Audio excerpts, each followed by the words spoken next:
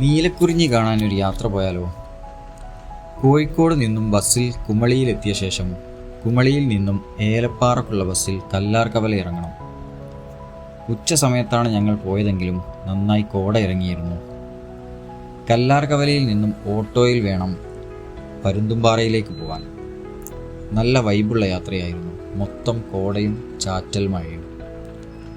പരുന്തുംപാറയിലെ റോഡിന് സൈഡിൽ തന്നെയാണ് ഈ നീലക്കുറിഞ്ഞി വസന്തം. ഒരുപാട് ആളുകൾ ഇത് കാണാനായി ഇവിടെ എത്തിയിട്ടുണ്ട്. നല്ല ഭംഗിയാണ് ഈ കുറിഞ്ഞിപ്പൂക്കൾ കാണാൻ. ജീവിതത്തിൽ ആദ്യമായിട്ട് കാണുകയായതുകൊണ്ട് തന്നെ നല്ലൊരു എക്സ്പീരിയൻസ് ആയിരുന്നു. ശരിക്കും പറഞ്ഞാൽ ഇത് നീലക്കുറിഞ്ഞിപ്പൂക്കളുടെ വകഭേദത്തിൽപ്പെട്ട മേട്ടുക്കുറിഞ്ഞിപ്പൂക്കളാണ്. 7 വർഷത്തിൽ ഒരിക്കൽ മാത്രമേ ഇത് പൂവിടൂ. കോടമഞ്ഞിൻ്റെ ചെറിയ തണുപ്പിൽ കുറിഞ്ഞിപ്പൂക്കളുടെ ഭംഗിയും ആസ്വദിച്ച് കുറേ നല്ല ഫോട്ടോകളും എടുത്ത് ഞങ്ങൾ അവിടെ